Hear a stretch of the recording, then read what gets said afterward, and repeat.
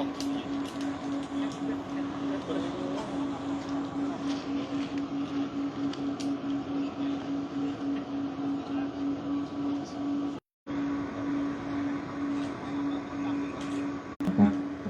นครเนาะ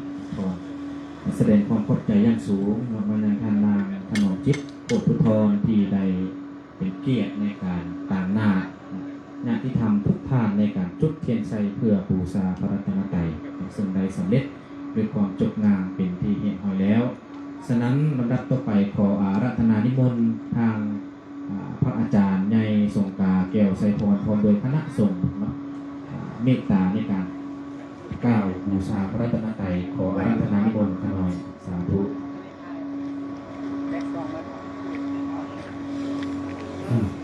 อาราธนานิมนต์พระเดชพระอาจารย์เตรียมไว้พระอะระหังสัมมาสัมพุทโธภะคะวาพุทธังภะคะวันตังอภิวาเทสวากขาโตภะคะวะตาธัมโมธัมมังนัมมัสสามิสุปฏิปันโนภะคะวะโตสาวกสังโฆสังฆังนามามิอุกาสะวันทามิพันเตเจติยังสัพสัพพะทาฐานเนสุปฏิทิตังสาลิลิกตุมหาโพธิงพุทธาลุปังสักการังสัตตากัญญาสาวัตสามนาสาวาวันทาเมเตตถาคเตทัญญเนอาสานฐานเนกามเนจาปิสัพทาอุกาสะวันทามิพันเตสาปังลาทังขมัทเมพันเตมญากตังยังสามีนาอนุโมทิตาปังสากตังปุญญังไมหังถาตาปังสาธุสาธุสาธุอนุโมทามิวันตามิพันเตสาธุสาธุสาธุถือว่าที่ผ่านไปนั้นก็แม่นการก้าวบูชาพระรัตนตรัยฉะนั้นข้าพเจ้าจะได้ขออนุญาตเข้าสู่วรพิธีขอความนอบน้อมของข้าพเจ้าจงมีแด่พระรัตนตรัยอันเป็นธงชัยอันประเสริฐของพุทธศาสนาขอน้อมถวายอภิวันทาแด่พระอาจารย์พุทธสอนอ้อนวงศาเป็นที่ปรึกษาให้กับองค์การพุทธศาสนาสัมพันธ์ลาวแขวงคำมวลด้วยความเคารพและนับถืออย่างสูงขอน้อมนมัสการพระอาจารย์ทรงกาแก้วไสพรประธานอพส.เมืองหินบูรณ์ด้วยความเคารพและนับถืออย่างสูงขอน้อมนมัสการพระอาจารย์แซมเตสวโรและคณะสงฆ์พ่อขาวแม่ขาวญาติธรรมทุกท่านที่ได้เข้าร่วมในพิธีในมื้อนี้ด้วยความเคารพและนับถืออย่างสูงเฮียนท่านนางถนอมจิตโคตรภูธรพร้อมด้วยคณะที่เคารพและนับถืออย่างสูงเฮียนท่านแก้ววิไลไสยบุตรกรรมการประจำพรรคแขวงประธานแนวลาวสร้างสาแขวงที่เคารพและนับถืออย่างสูงเฮียนทานนิกรคุดมณีรองเลขาพรรคเมืองประธานคณะกรรมการปกครองเมืองหินบูรณ์ที่เคารพและนับถือเฮียนบรรดาทานการนำพรรครัฐทุกขันญาติธรรมพุทธศาสนิกชนทุกทานที่นับถืออย่างสูงขน้อยพระออกสายคำแก้วคำพันธ์รู้สึกปิติและถือเป็นเกียรติอย่างสูงที่ได้รับหน้าที่เป็นศาสนพิธีกรในพิธีเจริญบุญกุศลในมื้อนี้ก็คือการ รอพระพุทธหูปพระเจ้าใหญ่หุ่งเฮืองเดชปางสนมานนาตักกว้าง1 เมตรสูง1.8เนาะ1.8 เมตรด้วยโลหะทองเหลืองหรือเป็นการสร้างอุเทสิกเจดีย์ในรูปของปฏิมาเพื่อประดิษฐานในสถานที่แห่งนี้เพื่อเป็นที่สักการะบูชาสืบไปเมตตาเข้าร่วมเป็นประธานในพิธีมื้อนี้เบื้องต้นเนาะก็แม่นทางพระอาจารย์แสงสว่างเนาะแต่ว่าเวลานี้เพิ่นก็ได้กลับนะขน้อยสิขออนุญาตเฮียนทางพระอาจารย์พุทธสอนอ้อนวงศาเนาะที่เป็นที่ปรึกษาพศแพงเนาะก็ได้เมตตาเข้าร่วมในพิธีในมือนี้สาธุพระอาจารย์ใหญ่สงกาแก้วไสพรประธานอปสเมืองหินบูนก็ได้เมตตาเข้าร่วมในพิธีในมือนี้สาธุพระอาจารย์แซมเตสวโรพร้อมด้วยคณะสงฆ์ทุกรูปพ่อข่าวแม่ข่าวก็ได้เมตตาเข้าร่วมในพิธีมือนี้สาธุเฮียนเสนอท่านนางถนอมจิตโพธิพุทธรพร้อมด้วยคณะก็ได้เป็นเกียรติเข้าร่วมในพิธีในมือนี้สาธุเฮียนเสนอท่านแก้ววิไลสัญบุตรกรรมการประจำพรรคแขวงประธานแนวเราสังสาดแขวงก็ได้เป็นเกียรติเข้าร่วมในพิธีมือนี้สาธุเฮียนเสนอท่านนิกรคุดมณีห้องเลขาพรรคเมืองประธานคณะกรรมการปกครองเมืองหินบูนก็ได้เป็นเกียรติเข้าร่วมในพิธีมือนี้สาธุเฮียนเสนอบรรดาทานญาติธรรมทุกทานที่มาจากทิศต่างๆด้วยความศรัทธาอันยิ่งก็ได้เป็นเกียรติเข้าร่วมในพิธีมื้อนี้สาธุลำดับต่อไปขน้อยขอโอกาสขออนุญาตเป็นต้นเสียงในการไหว้พระสมทานศีลขออนุญาตอะระหังสัมมาสัมพุทโธภะคะวาพุทธังภะคะวันตังอาภิวาเทมิกาบสาวาขาโตภะคะวะตาธัมโมธัมมังนัมมัสสามิกาบสุปฏิปันโนภะคะวะโตสาวกสังโฆสังฆังนะมามิกาหันธรรมยังพุทธสะภะคะวะโตปุพะภะคะนะมะการังกโรมะเสเอนะโมตัสสะภะคะวะโตอะระหะโตสัมมาสัมพุทธัสสะนะโมตัสสะภะคะวะโตอะระหะโตสัมมาสัมพุทธัสสะนะโมตัสสะภะคะวะโตอะระหะโตสัมมาสัมพุทธัสสะพุทธังสรณังคัจฉามิธัมมังสรณังคัจฉามิสังฆังสรณังคัจฉามิทุติยัมปิพุทธังสรณังคัจฉามิทุติยัมปิสรณังคัจฉามิทุติยัมปิสังฆังสรณังคัจฉามิตาติยัมปิพุทธังสรณังคัจฉามิตาติยัมปิธัมมังสรณังคัจฉามิตาติยัมปิสังฆังสรณังคัจฉามิต่อไปเนาะพวกเราพร้อมกันสมทานศีลเนาะขน้อยขอโอกาสเป็นต้นเสียงปานาติปาตาเวระมณีสิกขาปะทังสมาธิญามิอาทินนาทานาเว เวระมะนีสิกขาปะทังสมาธิญามิกาเมสุมิสสาอาจาราเวระมะนีสิกขาปะทังสมาธิญามิมุสาวาทาเว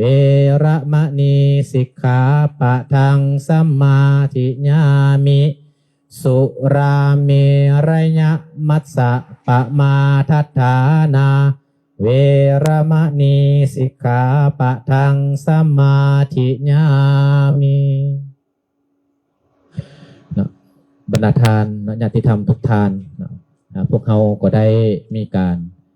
ไหว้พระสมาทานศีลเป็นสำเร็จเป็นที่เรียบร้อยแล้วฉะนั้นก่อนที่พวกเขาจะได้ให้ทางเจ้าหน้าที่เพิ่นดำเนินการล่อเททองล่อพระเพื่อให้พิธีในมื้อนี้มีความหมายความสำคัญขึ้นเติมพระน้อยขออาราธนานิมนต์พระอาจารย์ใหญ่ทรงกาแก้วไสพรประธานอปสเมืองหินบูรณ์ได้เมตตาให้โอวาทแก่ญาติธรรมทุกทานในพิธีมื้อนี้ขออาราธนานิมนต์ขน้อยสาธุขอน้อมประการพระศรีรัตนตรัยทางพระพุทธพระธรรมพระสงฆ์และขอน้อมนับประการประธานทางแขวงทางเมืองทุกทุกองค์ผู้ที่เป็นครูบาอาจารย์และก็ขอเจริญศีลเจริญธรรมออกตนญาติโยมทุกคู่ทุกคนที่มาในขณะนี้มื้อนี้เป็นมื้อเฮาสร้างบุญสร้างกุศลแล้วก็เว้าจ้อๆพอดีสำเฮาได้ฟังฮู้เข้าใจคนที่มานี่มีแต่คนมีบุญหมดทุกคนคันผู้บ่ได้มาร่วมคือว่าบ่มีบุญอันนี้บุญตาวาสนาเฮาได้มาสร้างนี้เพิ่นจังว่าคันมีปลาคันบ่มีหนองน้ำเอาหยังมาเป็นใหญ่เด้หนองบ่มีปลาส้นปลาสิหอมอันหนองบ่มีหญ้าป้องปลาสิส้นหอมใดคันเฮาเฮ็ดสร้างวัดวาอารามขึ้นมาคันบ่มีพระใหญ่หุ่งเฮืองเดชนี่มาปกครองก็บ่มีผู้กราบผู้ไหว้อย่างนี้ทางอาจารย์เพิ่นก็มามื้อนี้เฮาหมดทุกคนได้เฮ็ดบุญ2ประการคือพุทธกาเจดีย์และโภคะเจดีย์โภคะเจดีย์คือพระผู้ที่ลูกขังของพระพุทธองค์ตรัสรู้เฮาก็ได้ปลูกอุทกาเจดีย์คือพระนี่เฮาก็ได้สร้างทั้ง2อย่างในมื้อนี้แล้วก็มีพิบุญวาสนามีศรัทธาศีลแล้วก็จาคะปัญญาเฮาหมดทุกคนก็มีและแต่ว่าบางคนเฮาก็ฮู้แต่ยังบ่ทันได้ก็มีบางคนได้แต่พอได้เฮ็ดก็ดีมื้อนี้มีบุญตาวาสนาปารมีเฮามาสร้างร่วมกันก่อนบุญจะเกิดก็เพราะว่ามีศรัทธาแล้วจะมีศีลแล้วจะมีสุตตะจะมีจาคะปัญญาฉะนั้นขอความเจริญศีลเจริญธรรมแก่ออกตนญาติโยมชาวพุทธศาสนิกชนทั้งหลายทั้งออกตนญาติโยมทางเหนือทางใต้ทางใกล้ทางไกลมาร่วมอุปโมทนาสร้างบุญสร้างกุศลร่วมกันแต่วันนี้ลาโอกาสมาฮอดเวลานี้อาตมาขออวยใส่ให้พรแก่เจ้าภาพเจ้าศรัทธาทางหลายมุดทุกคู่ทุกคนที่เข้าร่วมจงมีสุขภาพห่าวหันมั่นยืนแล้วก็เจ้าศรัทธานางวิสาขาทั้งสองเพิ่นก็ได้มาร่วมเอาเป็นปริวารสำใดก็ได้บริจาคทานผู้น้อยผู้หลายเพิ่นจะว่ามีศรัทธากาเลตทันติสะปัญญาวัฒญู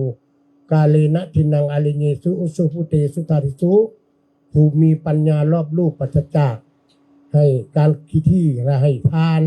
ในสมัยของพระอริยเจ้าผู้ปฏิบัติตรงคงที่ฉะนั้นว่าครูบาอาจารย์เพิ่น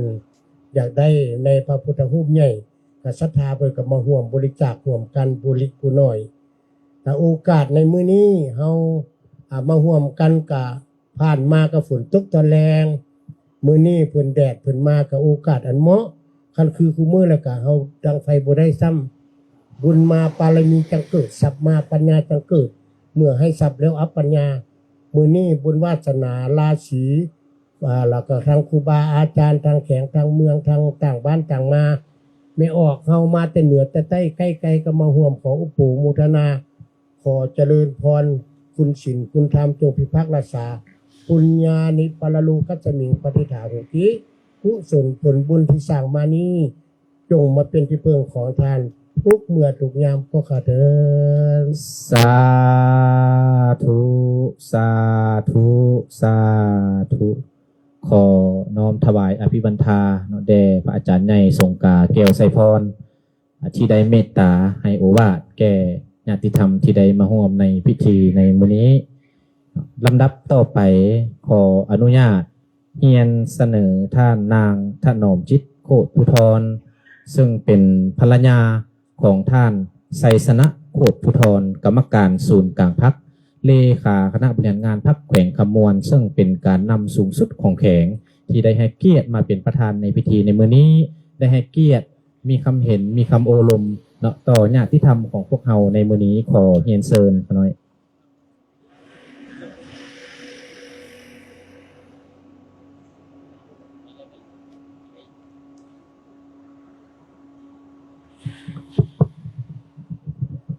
เจ้า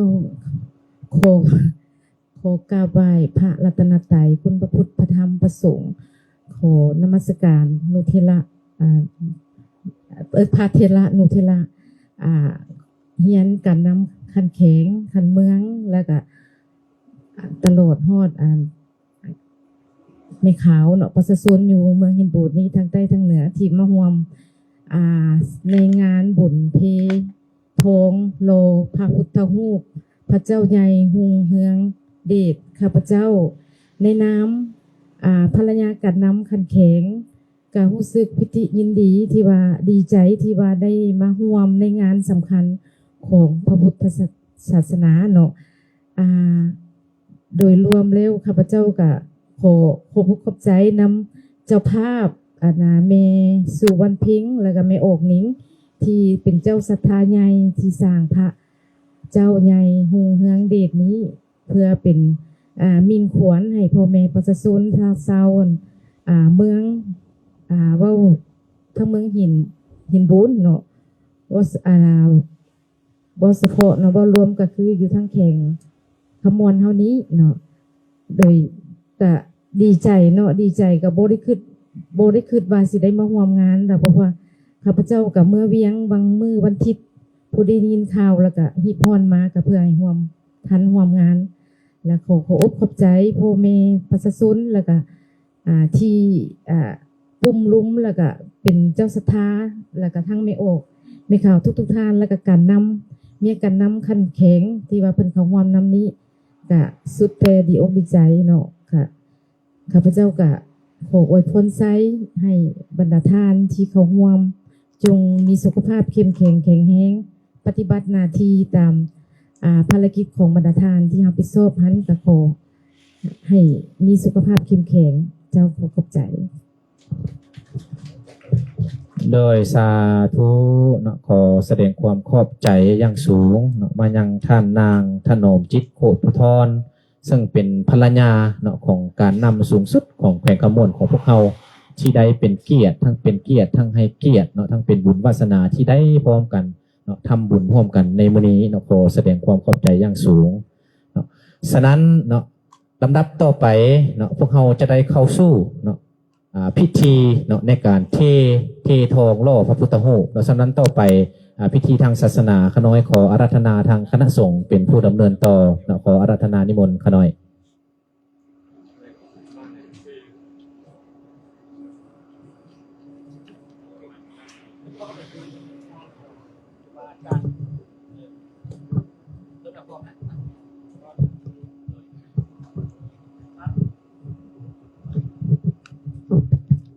ขอกราบ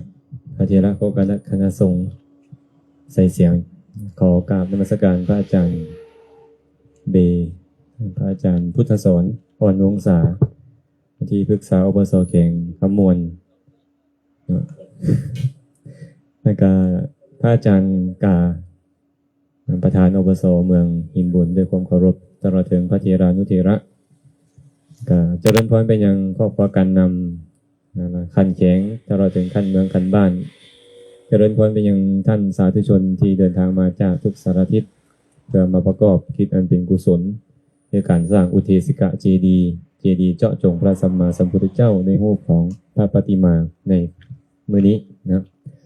อาตมาภาพในนามตัวแทนของผู้เริ่มในการสร้างวัดป่า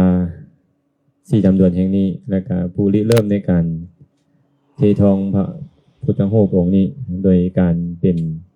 เจ้าภาพหลักก็คือแม่สุวรรณเพ็งปุปปานุวงศ์อดีต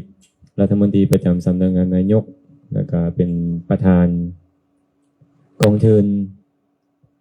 สนับสนุนการเผยแพร่ศีลธรรมและปฏิบัติธรรมศูนย์กลางอปสกับแม่ออกหนิงพิสมัยสารบุญคุณไซเป็นเจ้าภาพรักให้ก็เลยได้ปรารภกับญาติโยมทั้งบ้านทั้งเมืองและก็ญาติธรรมที่มาร่วมกันเจริญกุศลอยู่ในสถานที่นี้ว่าพวกเขาจะเฮ็ดแนวใดให้มีเครื่องสักการะบูชาแต่ว่าเขาบ่อยากเฮ็ดแต่ผู้เดียวของพวกเขา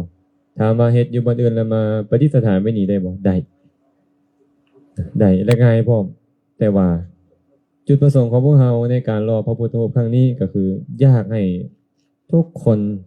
ได้มีโอกาสมีส่วนร่วมบ่ว่าจะน้อยหรือหลายได้มีโอกาสร่วมนำกันก็เลยตัดสินใจว่าพวกเราจะไปรออยู่กับที่เลยเนาะไปรออยู่กับที่กระลมกับสร้างตกลงกันก็ได้มื้อนี้แล้วก็ให้แม่ส่วนเพียงเพิ่นได้ประสานหาทางครอบครัวทางการนำคันแข็งคันเมืองต่างๆเพราะว่าอยากให้เพิ่นได้มีส่วนร่วมกับพวกเราก็อย่าลืมเนาะผู้ใดที่ได้มามื้อนี้แล้วกายไปกายมาก็หันเข้ามาเด้อหันเข้ามาแล้วก็โอ้เฮาเป็นส่วนหนึ่งเนาะในการปลูกต้นศรีมหาโพธิ์อันเป็นปริโภคะเจดีย์ได้สร้างพระพุทธรูปอันเป็นอุเทสิกะเจดีย์ไว้ในสถานที่นี้มีน้ำดื่มขวดหนึ่งกายมากะแวะเข้ามาบูชาหดต้นโพบ่บูชาพระพุทธรูปบ่จะใดก็ตามแต่ตามเงื่อนไขเนาะอาจารย์มื้อนี้ก็คงจะได้เวลาอันสมควรแล้วที่พวกเราจะได้ร่วมกันเททองรอพระพุทธรูปก็ขอเชิญเจริญพรทางเจ้าภาพใหญ่เนาะก็คือแม่สุวรรณเพ็งปุปปานุวงศ์พร้อมด้วยคณะและก็ทางภรรยาของท่านเลขาพรรคแข็งพร้อมคณะได้เป็นผู้นำหน้าพาทางฝ่ายคฤหัสถ์และก็ขอกราบอาราธนานิมนต์พระอาจารย์พุทธสอนอมวงศาพระอาจารย์กาพร้อมด้วยคณะสงฆ์เนาะได้เป็นผู้นำหน้าพาทางพวกเราขอกราบอาราธนานิมนต์ไปนิมนต์อาจารย์พวกเขาน้อยสีสวดชยันโตเนาะไปนิมนต์เลยสัก3-4องค์เอาทั้งนี้เลยก็ได้ครับอาจารย์เอาทั้งหน้าเลยก็ได้เอาทั้งหน้าเลยก็ได้อาจารย์ โดยพระอาจารย์อันสำหรับญาติธรรมท่านใดที่มีคำหรือเงินสามารถลงได้เลยบอกขน้อยเอาน่าจะเป็นอีกรอบหนึ่งบอกอีกรอบหนึ่งอ้อมใช่โดยขน้อยเบื้องต้นให้ทั้งประธานเพิ่นประธานฝ่ายสงฆ์กับประธานฝ่ายคฤหัสถ์ได้ออกไปก่อนนี่มันครูบาอาจารย์สวดชัยยันโตกันชัยยันโตโพธิยาโมเลสังกายานังนันทิวัฒโนตวังวิชโยโหหิชยาสุชยมังคาเลอปาราชิตาปันลังเกงปัจาวิโปคาเลอภิเสเกสัพพพุทธานังปัตโตปะโมทติสุนัขคัตสุปะภาตังสุโหติตังสุขโนสุโมโหตงพรหมจาริสุปทักขินังกายกรรมังวาจากรรมังปทักขินังเอาไฟเอาไปอันไม่เพ่งเอาไฟมัดหน่อยนึงให้พวกแม่ได้จับนำนิการตวานาลพันตัดเทปัจจคิเนชยันโตโพธิยามูเลสกายานังนันทิวัฒโนไปกันนิดนึงดูไปกันนิดนึง ยามังคาเลอปาราชิตาปันลังเกปัทวิโปกคาเลอภิเสเกสัพพพุทธานังปโมทติสุนัขขัตตังสุมังคลังสุปะพาตังสุโหติตังสุขโนสุโมโหตพระมจาริสุปทักขินังกายกรรมังไปทางร่มบ่ไปทางร่มบ่ดึงฝ่ายไปเลยอาจารย์ปะทักขินาปะทักขินานิกัตตวานลพันตเถปะทักขิเนชยันโตโพธิยามูเลนังนันทิวัฒโนเอวังตะวังวิชโยโหหิชยาสุคาเลอปาราชิตาปัลลังเกสีเสปัทวิโปกคาเลสัพพพุทธานังอาคาปัตโตปโมทติสุนัขขัตตังสุปะพาตังสุโหติตังสุขโนสุโมโหโตจะสุยิทังปัจจขินังกายกรรมังวาจากรรมังปัจจขินังปัจจขินังมโนกรรมังปัจจขินาปัจจขินานิกัตตวานลพันตเถปัจจขิเนชยันโตโพธิยามูเลนังนันทิวัฒโนเอวังตะวังวิชโยโหหิชยาสุชยมังคาเลปัลลังเกสีเสปัทวิโปกคาเลอภิเสเกสัพพพุทธานังปัตโตปโมทติสุนัขขัตตังสุมังปะพาตังสุโหติตังสุโมโหโตจะสุยิทังพระมจาริสุปทักขินังกัมมังปะทักขินังปะทักขินังมโนกัมมังปะนิทิเตปัจจขินานิกัตตวานรพันตเถปัจจขิเนทานปารามิสัมปันโนทานอุปปารามิทานปารมัตถปารามิสัมปันโนเมตตาไมตรีกรุณามุทิตาอุเบกขาปารามิสัมปันโนอิติปิโสภะคะวะศีลปารามิศีลอุปปารามิสัมปันโนศีลปาลมัตถปารามิเมตตาไมตรีกรุณามุทิตาอุเบกขาปารามิสัมปันโนอิติปิโสภะคะวะเนกขัมมะปารามิเนกขัมมะอุปปารามิสัมปันโนเนกขัมมะปารมัตถปารามิเมตตาไม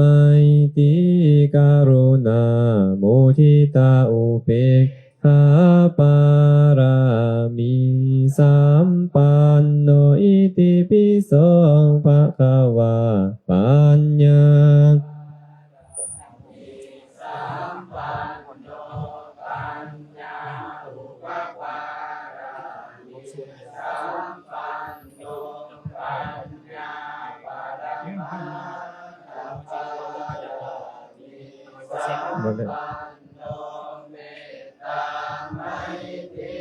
กรุณามุทิตาอุเบกขาปารา ขอโอกาสใช้เสียง ญาติโยมที่มีเงินหรือคำสามารถไปป้อนตัวนี้ได้เลยขน้อยเนาะที่มีเงินหรือคำสามารถไปป้อนต่อที่พระคณะสงฆ์พระสวดนี้ได้เลยเด้อขน้อยเด้อ มี โดยสามารถป้อนตัวนี้ได้เลยคำกับเงินโดยขน้อย อุปปารามีวิริยะปารมาจาปารามีสัมปันโนไมตรีกรุณามุทิตาอุเบกขาปารามี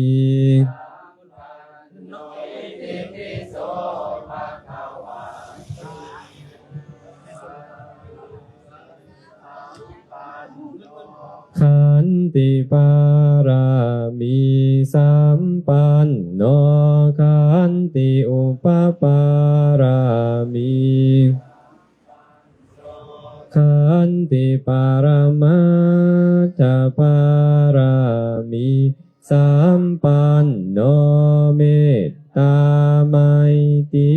กรุณาอุเบกขาปารามีสัมปันโนอิติปิโสภะคะวาสัจจะปารามีสัจจะอุปปารามีสัมปันโนสัจจะปรมัจจปารามีเมตตาไมตรีกรุณามุทิตาอุเบกขาปารามีสัมปันโนอิติปิโสภะคะวาอธิฏฐานะ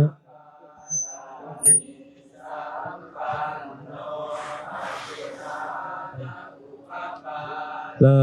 มีสัมปันโนอธิฏฐานะปรมัตถปารามีสัมปันโนเมตตาไมตรีกรุณาอุเบกขาปารามีสัมปันโนอิติปิโสภะคะวาเมตตาปารามีเมตตาอุปปารามีสัมปันโนเมตตาปรมัจจปารามีสัมปันโนเมตตาอิการุณามุทิตาอุเบกขาปารามีสัมปันโนอิติปิโสภะคะวาอุเบกขาปารามีสัมปันโนอุปปารามีสัมปันโนอุเบกขาปารมัตถปารามีปันโนเมตตาไมตรีกรุณามุทิตาอุเบกขาปารามีสัมปันโนอิติปิโสภะคะวาพุทธังสรณังคัจฉามินะมามิหังสยันโตโพธิยามูเลสังกายานังนันทิวัฏฏาโนเอวังตวังโหหิชยาโสชยมังคาเลอปราชิตาปันลังเกปาทวิโปกคาเลอภิเสเกสัพพพุทธานัง ปัตโตปะโมทติสุนัขขัตตังสุมังคลังสุปะหาตังสุโหจิตังสุขโนสุโมโหโตพระมจาริสุปจากขินังกายกรรมังวาจากรรมังปะจากขินังขีนังมโนกรรมังปานิทิเตปะจากขินาปะจากขินานิการตวานาลพันตาเทปัจจคิเนสยันโตโพธิยามูเลงนันทิวัฒโนเอวังตาวังวิชโยโหหิชยาสุชยมังคะเลงสิตาปันลังเกสีเสปัทวิโปกคะเลอภิเสเกอาคาปัตโตปะโมทติสุนัขขัตตังสุมังคลังสุปะหาตังสุโหจิตังสุขโนสุโมโหโตพระมจาริสุปจากขินังกายกรรมังวาจากรรมังปะจากขินังปะจากขินังมโนกรรมังปานิทิเตปะจากขินาปะจากขินานิการตวานลพันตาเชปัจจคิเนชยันโตโพธิยามูเลงนันทิวัฒโนเอวังตาวังวิชโยโหหิชยาสุชยมังคะเลงสิตาปันลังเกสีเสปัทวิโปกคะเลอภิเสเกงพระพุทธานังอาคาปัตโตปะโมทติสุนัขขัตตังสุมังคลังสุปะหาตังสุโหจิตังสุขโนสุโมโหโตพระมจาริสุปจากขินังกายกรรมังวาจากรรมังปะจากขินังมโนกรรมังปานิทิเตปะจากขินาปะจากขินานิกัตตวานลพันตาเชปัจจคิเนชยันโตโพธิยามูเลงนันทิวัฒโนเอวังตาวังวิชโยโหหิชยาสุชยมังคะเลงสิตาปันลังเกสีเสปัทวิโปกคะเลอภิเสเกงพระพุทธานังอาคาปัตโตปะโมทติสุนัขขัตตังสุมังคลังสุปะหาตังสุโหจิตังสุขโนสุโมโหโตพระมจาริสุปจากขินังกายกรรมังวาจากรรมังขินังปะจากขินังมโนกรรมังปานิทิเตปะจากขินานิกัตตวานลพันตาเชปัจจคิเนสาธุสาธุสาธุ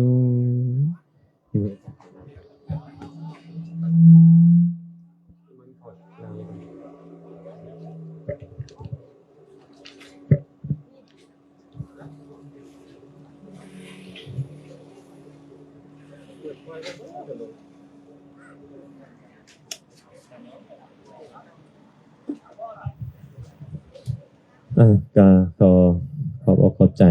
ในความเมตตาของท่านพระอาจารย์พร้อมด้วยขออนุโมทนาบุญนำทางเจ้าภาพพร้อมทางการนำทุกคนทุกท่านที่ได้ให้เกียรติ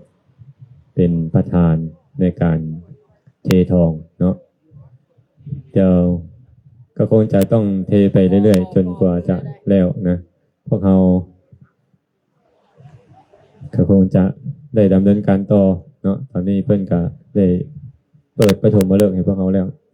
ก็เจริญพรพ่อใส่คำได้กล่าวอีกอย่าง โดยญาติธรรมทุกท่านนกน้อยขออนุโมทนาสาธุนำทางเจ้าภาพทางญาติธรรมทุกท่านเนาะที่ได้สามัคคีกันร่วมกันเอกภาพกันเนาะเจริญบุญเจริญกุศลใหญ่ในมื้อนี้เนาะถือว่าพิธีของพวกเรามาฮอดนี้มันได้ดำเนินเนาะไกลจะสิ้นสุดแต่ว่าทางเจ้าหน้าที่ก็ต้องได้ดำเนินต่อไปเนาะฉะนั้นมาฮอดนี้ข้าพเจ้าในนามศาสนาพิธีกรเนาะก็บ่มีหยังหลายมีแต่ขออนุโมทนาบุญแล้วก็แสดงความขอบใจอวยพรใส่บรรดาทานการนำเนาะขอน้อมถวายอภิบันทาแด่คณะสงฆ์เนาะญาติธรรมทุกท่านที่มาจากทิศต่างๆเนาะในมื้อนี้เนาะต้องมีสุขภาพเข้มแข็งเนาะหาหันมันยืนเจริญทางโลกและทางธรรมเนาะจนกว่าจะบรรลุมรรคผลนิพพานตลอดกาลนานเนาะสาธุเนาะถือว่าในต่อไปนะพวกเขากับผ่อนคลายเลยเนาะพระอาจารย์เนาะโดยถือว่าทางญาติธรรมมีกิจส่วนตัวก็สามารถไปได้เนาะไปห้องน้ำไปอย่างใดเนาะพวกเขาจะได้ติดตามทางเจ้าหน้าที่เนาะจนกว่าจะสำเร็จเนาะขอหน่อยเนาะขอแสดงความขอบใจ ผู้ใดมีคำยังเอาไปใส่ต่อได้บ่นี่น่ะฮะท่านผู้บ่มีได้เฮ็ดจังไดล่ะบ่เนี่ยอนุโมทนาสาธุการเด้ออาตมาก็บ่มีจักหุ่นเลยนี่เฮ็ดจังไดหุ่นนึงก็บ่มี ก็ขออนุโมทนาบุญนำเนาะที่ญาติโยมโมพอกิโลยก็บอกว่าก็น้อยมีบาทนึงอาจารย์โอ้สาธุการนำแม่ต้อยก็บอกข้าน้อยก็บาทนึงผู้นี้ผู้นั้นก็หุ่นนึง2หุ่น3หุ่นก็น่าอนุโมทนาบุญนำเด้อเพราะอาตมาก็ได้แต่ยิ้มสาธุการนำไกลๆเนาะจากศาสตร์ไดโบสิมีคำฮอดบาทนึงคือมูล เขาเลยเป็นคนบ่เต็มบาทบ่จักนี่เนาะ ก็เป็นที่น่าชื่นชมยินดีนำทางเจ้าภาพเจ้าศรัทธาว่ามื้อนี้ก็มีทางคณะการนำเพิ่นเนาะขันแข็งเพิ่นมาร่วมเป็นประธานในพิธีเป็นประธานในพิธีให้พวกเฮาแล้วก็ได้ร่วมเป็นเจ้าภาพร่วมในการรอพระพุทธรูปในครั้งนี้ก็บางบาญาติธรรมยังบ่แล้วเด้อนี่เด้อท่านทางภรรยาท่านเลขาพักแข็งยังบ่คันแล้วเถื่อเด้อเพิ่นว่าจังซี่ว่าประมาณอีกเดือนหน้านี่สิมีการสมโพธิบัดนี้นะก็สิได้เชิญเจริญพรมาร่วมเป็นเจ้าภาพเจ้าประธานอำเภอเก่าหั่นเด้อก็สิให้แม่เพลงเพิ่นเป็นคนประสานทางเจ้าเมืองนำเด้อทางเจ้าเมืองท่านอันนี้ก่อนเนาะแล้วก็ญาติธรรมเมื่อสุขุสุคนทางประธานแนวเราสั่งศาสตร์แข็งและก็ญาติโยมอีกเมื่อสุคนที่มาแล้วมื้อนี้เป็นมื้อรอได้ญาติโยมรอแล้วบ่พอเพิ่นจะต้องไปคัดใช้เวลาคัดอีก3อาทิตย์ขึ้นไปเนาะจังสิแล้วหลังจากมื้อแล้วก็สิให้ญาติโยมทางพี่แหละเนาะได้เอกสารขออนุญาตสมโพธิบัดเนี่ยต้องมีการสมโพธิมีการเฉลิมฉลองแล้วก็จะมีการแห่มาจากพระธาตุหลวงเวียงจันทร์สู่วัดป่าศรีดำด่วนเนาะผู้ใดมีรถก็เตรียมเด้อบัดนี้เด้อมือแห่เด้อมือแห่ได้ไปแห่มาอีกได้แห่มาจากผู้แหลเวียงจันทร์เนาะเขาจะไปแห่ออกมาจากพระธาตุหลวงจนมาฮอดเมืองหินบุญของพวกเขาพี่แหละก็จะประสานงานกับทางเมืองว่าอยากเอาไปอ้อมเมืองจักรอบนึงเนาะอยากไปอ้อมเมืองจักรอบนึงเพื่อให้ญาติโยมได้สมบารมีเพิ่นน่ะนะนั่นก็ได้สาธุการนำและจังค่อยนำมาประดิษฐานอยู่วัดป่าเฮาอันนี้ก็เป็นกิจกรรมคร่าวๆที่พวกเขาจะได้ดำเนินการต่อในต่อหน้าเนาะเรื่องของมื้อใดได้นั่นก็จะได้แจ้งการให้ญาติโยมได้รับทราบอีกเทื่อนึงเนาะก็ได้แจ้งทางประธานอบส.เมืองไว้นำเลยนี่ก็ได้มื้อนั้นมาแล้วก็สิได้นิมนต์มาคือเก่ากันเนาะนิมนต์มาเป็นประมุขประธานคือเก่านั่นแหละบ่นิมนต์จะได้เจ้าภาพเนาะแม่นบ่ บทน่าจะได้อันนี้มนต์นะเขาหน่อยว่านะเจ้าภาพมันก็ต้องมาเองเลยนะเขาหน่อยว่านี่ตัวเองเป็นเจ้าภาพนี่เนาะต้องนำหน้าพาทางจังถึกได้นี่ได้เขาหน่อยการขอบอกขอบใจที่ได้มาเสียสละเวลามาร่วมกันเนาะก็ขออนุโมทนาบุญนำเด้อเมื่อสุขสุขคนผู้ที่จะเดินทางกลับก่อนก็ขอให้เดินทางด้วยความตลอดปลอดภัยเป็นผู้ใดที่ยังบ่คันได้กลับมื้อแรงพวกเขาก็มีการฟังธรรมสนทนาธรรมกันนะสอดแจ้งบ่จักมื้อแรงนี่นะอนุโมทนาบุญนำเด้อ